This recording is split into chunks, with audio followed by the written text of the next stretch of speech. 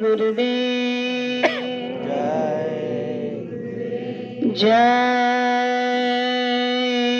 गुरुदेव जय गुरुदेव। नाम किसका? प्रभु का पावन नाम। तो प्रेम से बोलिए जय गुरुदेव। सबसे पहले योग परिवर्तक परम संत बाबा जय गुरुदेव जी महाराज, इनके चरणों में अर्भ प्रणाम। ईश्वर भगवान और उनकी दृश्य शक्तियों को भी कोटि कोटि प्रणाम। आदरणीय अन्ना जी और दादाजी, इनको भी मेरा प्रेम पूर्वक जय गुरुदेव। साथ ही साथ यहाँ पर उपस्थित खरदा गांव के सभी माता पिता भाई बहनों को और दूर दराज से आए हुए सभी माता पिता भाई बहनों को बड़े प्रेम के साथ जय गुरुदेव। सत्संग का माध्यम आज इस घोर युग में हमारे आपके लिए रखा गया है। निमित्त चाहे कोई भी हो, सत्संग मिलना बहुत बड़ी बात है। इसलिए तो संत महात्माओं ने अपने वाणी में कहा है कि सत्संग रूपी जल जो कोई पावे, सब मैलाई कट कट जावे।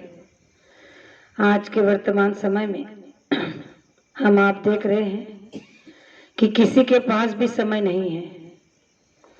चाहकर भी आदमी अपने आप के लिए समय नहीं दे पा रहा है। तो गुरु महाराज ने कहा कि ये संसारियों की बात हो सकती है, लेकिन सत्संगियों के लिए चाहे जितना समय भगदड़ का हो, चाहे जितना समय विकट हो, उसे अपने आप के लिए समय निकालना ही चाहिए।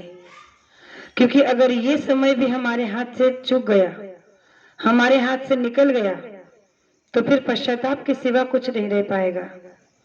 इसलिए कहा जाता है कि बड़े भाग मानुष तन पावा, सुर दुर्लभ सब ग्रंथन गावा।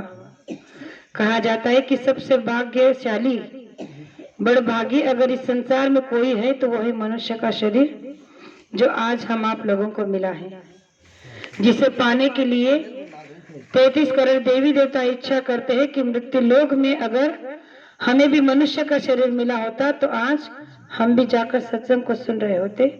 इतना सौभाग्य इस मनुष्य शरीर में मिला है, लेकिन आज का मानव इसे समझ नहीं पा रहा है। तो बाबा जय गुरुदेव जी महाराज ने अपने सत्संग के माध्यम से हम सबको ये समझाने की कोशिश की है कि अब की बार आपको मनुष्य शरीर मिला है तो इसमें आप अपने जीवात्मा का काम कर लो। संसार का काम तो आपने हर युग में किया, हर योनि में किया। जब जब भी आपको शरीर मिला है, चाहे कीड़े का, मकोड़े का, पशु का, पंछी का, जो भी आपको इस संसार में योनि मिली है, उसमें आपने संसार ही किया है। और अब भी आप वही कर रहे हो।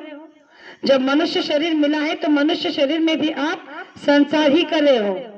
लेकिन संसार में रहते हुए गुरु महाराज ने ये ज्ञान करा दिया कि आप परमार्थ करना चाहिए।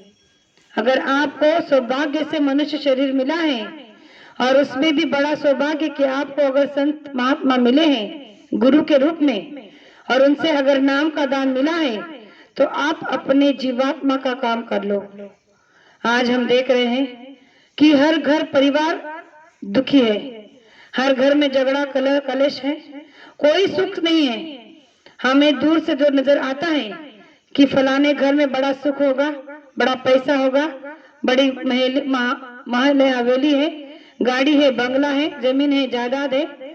लेकिन गुरु महाराज ने कहा कि अंदर जाकर देखो, आपको जो बाहर से सुखी और बड़ा आनंदी नजर आने वाला परिवार, अगर आप उसके पास जाकर देखोगे, करीब से उन्हें अगर देखोगे, तो संसार में उससे बड़ा दुखी आपको कोई नजर नहीं आएगा। क्योंकि ये संसार दुख से भरा हुआ है। गुरु महाराज ने कहा कि इसमें सुख है ही नहीं तो आपको मिलेगा कहां से। इसमें तो सुख आपको चाहकर भी नहीं मिल सकता। लेकिन अगर आपने संत महात्मा की शरण ली, उनसे नाम का दान लिया, तो गुरु महाराज ने कहा कि आपके भाग्य में अगर सुख नहीं भी होगा तो चलकर आ जाएगा। क्योंकि ये संत महात्मा की बदौलत होती है, उनकी बरकत होती है, उनकी मेहरबानी, उनकी रहमत होती है। और आज हम एक दूसरे को देखकर दुखी है। गुरु महाराज ने कहा कि आपको अपना स्वयं का दुख है ही नहीं, आप तो हमेशा दूसरों के सुख को देखकर चलते हो और इसीलिए दुखी हो जाते हो। लेकिन अगर आप दूसरे का दुख को देखकर दुखी हो जाओगे तो गुरु महाराज ने कहा कि आपसे बड़ा सुखी संसार में कोई नहीं हो सकता। क्योंकि आज हम एक दूसरे के दुख में शामिल भी नहीं होना चाहते तो उसके दुख की हम कदर कहाँ करेंगे। तो गुरु महाराज ने कहा कि ये इंसानियत आज इंसान के अंदर से खत्म हो चुकी है और इसीलिए ये दुख का सामना करना पड़ रहा है। हर घर में आज परेशानी है, बीमारियां हैं, कोई सुखी नहीं है। जहां भी जाओ वो यही कहते हैं कि हमारे घर में बहुत परेशानियां हैं, बहुत दुख है, बहुत तकलीफ है। तो गुरु महाराज ने कहा कि अभी तो ये कुछ भी नहीं, आगे का समय आपने देखा भी नहीं है, बीमारी की बाढ़ आने वाली है। अभी तो ये बीमारियां कुछ नहीं, आगे बीमारी की बाढ़ आने वाली है, तब आपका क्या होगा।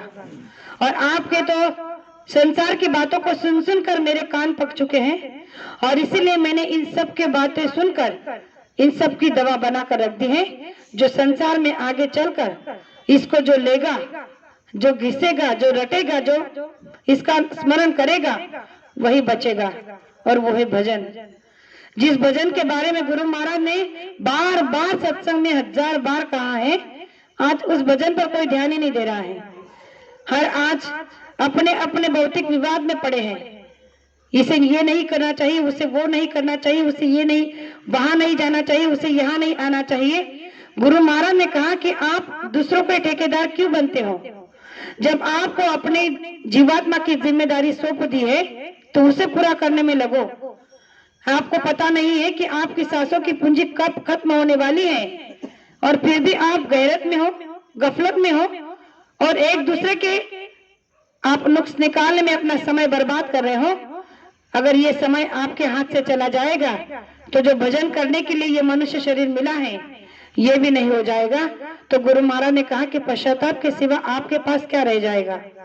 इसलिए प्रेमियों, आज का समय और इससे आगे का समय बहुत ही नाजुक मोड़ से गुजरने वाला है। जो बाबा जय गुरुदेव जी महाराज ने एक एक शब्द हमारे आप के लिए सत्संग के माध्यम से रखे हैं वो बड़े ही हित के हैं। इसमें से हमें केवल एक ही बात को ध्यान में रखना है और वो ये है कि हमारे ज्यादा से ज्यादा समय ध्यान और भजन में लग जाए। जब भी गुरु महाराज ने कहा कि ये नहीं कि आप सुबह में और शाम को ही भजन में बैठना, सुमिरन में बैठना। गुरु महाराज ने कहा कि 24 घंटे में आपको जब भी समय मिले, अगर आप दोपहर में फ्री हो, आप यानी कि 24 घंटे में जो भी समय आपके पास खाली है तो आप यहाँ वहां ना बैठते हुए, इधर उधर की चर्चा ना करते हुए अगर वो समय भी आप भजन में लगा दोगे तो गुरु महाराज ने कहा कि आपकी जीवात्मा को बहुत बल मिलेगा और जिस काम के लिए ये मनुष्य शरीर मिला है वो आपका पूरा हो जाएगा। इस पर एक छोटा सा प्रमाण गुरु महाराज ने दिया था कि इतना समझाने के बाद भी मनुष्य आज का इस बात पर क्यों नहीं सोच रहा है। तो गुरु महाराज ने एक छोटा सा उदाहरण दिया था जो हमारे दैनंदिन जीवन का है, जिससे हर कोई परिचित है। तो एक बार गुरु महाराज ने कहा कि एक कीड़ा होता है, कीड़ा जो गोबर में, गाय और भैंस के गोबर होता है, उस गोबर में रहने वाला कीड़ा के छोटा सा उदाहरण दिया था कि वो जो कीड़ा होता है वो गोबर और गाय के, जो गोबर होता है गाय का और भैंस का, उसका बड़ा लोभी होता है, लालची होता है, उसकी सुगंध उसे बड़ी भाती है।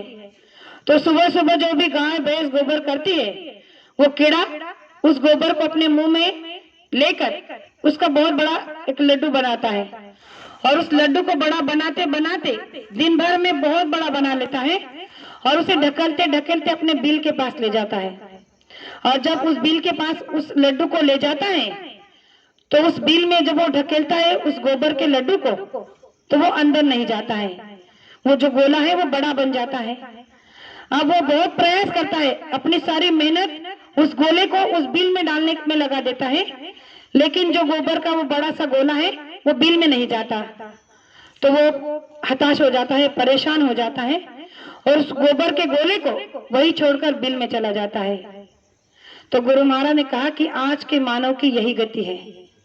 जब उसे पता है कि संसार में तुम चाहे जितना झूठ बोलो, फरेब करो, बेईमानी करो, चाहे जितनी मेहनत जो भी आप करते हो संसार में, संसार को बढ़ाने के लिए, पैसा कमाने के लिए, जब आपको पता है कि इसमें से आप 1 रुपया भी साथ नहीं ले जा सकते हो, और जब इतना करने के बाद जब आखिरी समय उसका आता है तब उसे पश्चाताप होता है। तब उसके आंखें खुलती कि अरे मैंने इस संसार के लिए क्या कुछ नहीं किया, ना तो माँ बाप को समय दिया, ना पत्नी बच्चों को समय दिया, बेईमानी की, झूठ बोला, फरेब किया, न जाने कितने अनैतिक तरीके से पैसा कमाया ताकि मैं सुखी हो जाऊं, ताकि मैं अपने आप के लिए कुछ कर लूं, लेकिन मैं अपने साथ में कुछ ले नहीं जा सकता। इस बात का जब पश्चाताप उसे होने लगता है तो उस गोबर वाले कीड़े की तरह उसकी हालत हो जाती है, और विवश होकर वो जब अपने बिस्तर पर, अपने मौत की शैया पर पड़ा होता है तो पश्चाताप के आंसू रोता होता है। तो गुरु महाराज ने कहा कि समय के रहते हुए अगर आप चेत जाओगे तो गुरु महाराज ने कहा कि इससे बड़ी होशियारी आपकी और कुछ नहीं हो सकती। आपको मनुष्य शरीर मिला है, सौभाग्य से गुरु मिले हैं जो पहुंचे हुए हैं, उनसे नाम का दान मिला है, तो आप केवल और केवल अपने आप पर ध्यान दो, अपने काम पर ध्यान दो, तो आपका लोक और परलोक दोनों बन जाएगा। और ये जिम्मेदारी तो गुरु महाराज ने स्वयं ली है कि अगर आपने तन मन और धन से भक्ति की, गुरु आदेश का पालन किया, तो मैं आपका लोक और परलोक दोनों बना दूंगा। हमें लोक और परलोक बनाने के लिए किसी और के पास हाथ फैलाने की जरूरत ही नहीं है। जो गुरु महाराज ने हमें इतना बड़ा वरदान दे दिया है, इतना बड़ा आशीर्वाद उनका हमारे सर पर है, तो हम व्यर्थ इसके उसके पास क्यों जाते हैं, क्यों अपना टाइम खोटा करते हैं। गुरु महाराज ने कहा कि जब भी आप सत्संग में जाते हो तो पूरे सत्संग को ध्यान में रखने की जरूरत नहीं है, कितने वक्ताओं ने कितना अच्छा सत्संग दिया ये सोचने की जरूरत नहीं है, लेकिन किसने क्या कहा और उसमें से हमें क्या लेना चाहिए, उसमें से अगर आपने एक बात भी अपने जीवन में उतार ली तो गुरु महाराज ने कहा कि आपका जीवन धन्य हो सकता है, आपके जीवन को एक नई दिशा मिल सकती है, और इसी के लिए तो सत्संग रखा जाता है। तो गुरु महाराज ने कहा कि समय के रहते हुए आप अपने और अपनी जीवात्मा के बारे में सोच लो, क्योंकि आने वाला समय हमें और आपको पता नहीं है कि कितना कठिन और खराब है, और ऐसे कठिन और मलिन समय में जब हमें हमारे हाथ से ये मौका निकलते हुए नजर आएगा तो कुछ नहीं कर पाओगे। इसलिए प्रेमियों, गुरु महाराज ने कहा कि मनुष्य शरीर बड़े सौभाग्य से मिला है, इसमें रहते हुए आप अपनी जीवात्मा को जगा लो। जैसे कि अभी अभी सुना कि जीते जी मरना अगर आप सीख जाओगे तो आपके दिल दिमाग से मरने का भय निकल जाएगा। जैसे कि जो लोग रोज नित्य नींद से ध्यान भजन सुमिरन करते हैं, उनका मैंने एक अनुभव किया है, बताने की बात नहीं होती है, लेकिन उस आदमी के व्यक्तिमत को पता चल जाता है देखकर कि जो लोग ध्यान भजन सुमिरन करते हैं, तो जैसे कि अभी बीमारी आ रही थी 2 साल से, कोरोना काल अभी भी जो चल रहा है, उसमें जिसने भी इस बीमारी को दिमाग में नहीं लिया, दिल में नहीं लिया, या उसका भय उसे लगा नहीं, समझ लेना चाहिए कि वो गुरु आदेश पर चल रहा है, उनकी आज्ञा का पालन कर रहा है। क्योंकि जिसके दिल दिमाग में केवल गुरु महाराज का आदेश और उनकी बातें हैं कि चाहे जितना खराब समय आ जाए, चाहे जितनी बड़ी बीमारी आ जाए, लेकिन अगर हमने भजन नहीं छोड़ा तो बीमारी तो क्या, कोई दुनिया की कोई ताकत हमारा कुछ नहीं बिगाड़ सकती। तो ये अनुभव हमने हमारे सत्संग के बीच में देख चुके हैं।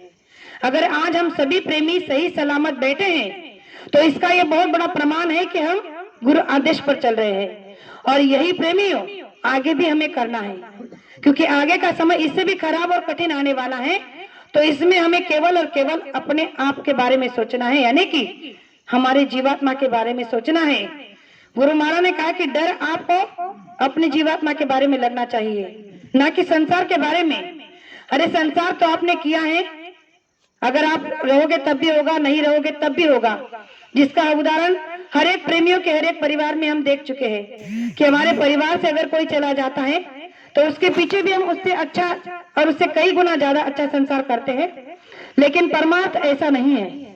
जो व्यक्ति चला जाता है परमार्थ करने वाला, उसके बाद उसका परमार्थ उसके साथ ही चला जाता है, उसके पीछे उसका परमार्थ उसके नाम से कोई नहीं करता। इसलिए तो गुरु महाराज ने कहा है कि संसार तो आपका हमेशा हुआ है और होता रहेगा, लेकिन परमार्थ के लिए आपको स्वयं को समय देना होगा, स्वयं को करना होगा, तब जाकर आपको ये मिलेगा। तो ज्यादा कुछ ना कहते हुए आज के इस समय में मैं आपको इतना ही कहना चाहूंगी कि हमें दुनियादारी की बातों से थोड़ा दूर रहना है। और जो अन्ना जी भी बार बार बताते हैं कि आप सेवा करते हो, सत्संग में जाते हो, सब कुछ कर लेते हो, ध्यान भजन कर लेते हो, लेकिन फिर भी अगर आप पर कोई संकट, तकलीफ, बीमारी या आपका मन खराब हो जाता है या आपका काम नहीं बनता है तो आप गुरु को दोष देने लगते हो। तो इसमें दोष गुरु को नहीं, अपने आप को देना चाहिए, क्योंकि हम सारे आदेश का पालन तो कर लेते हैं लेकिन एक बात को नहीं करते जो हमारे आप के लिए, एक सत्संगी के लिए बहुत खास है, और वो है किसी की निंदा बुराई। गुरु महाराज ने कहा कि आप बड़े से बड़े सत्संगी तो बन जाते हो, लेकिन उस सत्संगी के अंदर की एक बड़ी बात को भूल जाते हो कि आप सेवा करते हो, सत्संग करते हो, ध्यान भजन सुमिरन करते हो, लेकिन निंदा करे बगैर नहीं रहते हो। तो गुरु महाराज ने कहा कि जब आप किसी की निंदा कर देते हो, बुराई कर देते हो, या कोई करता है तो उसमें हामी भी भर देते हो, तो भी आपके ऊपर कर्म चढ़ जाते हैं और आपकी भक्ति में, आपकी साधना में बाधा बन जाता है, और इसीलिए न आपकी भक्ति बनती है, न आपका भजन, न आपका ध्यान, और न ही आपका लोक परलोक। तो इसमें गलती हमारी है। तो हमारी इन गलतियों को देखने के लिए अगर हम स्वयं तैयार हो जाएंगे तो गुरु महाराज ने कहा कि किसी को दोष देने की जरूरत नहीं रहेगी।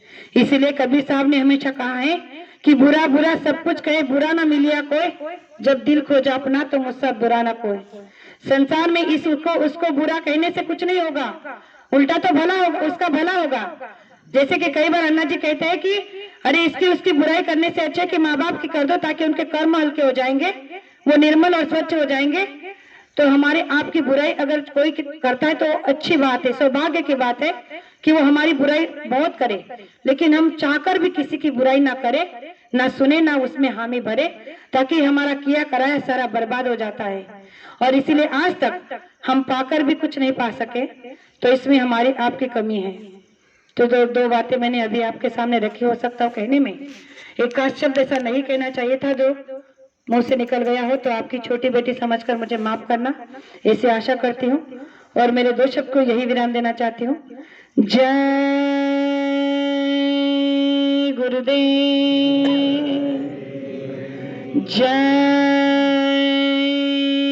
गुरुदेव।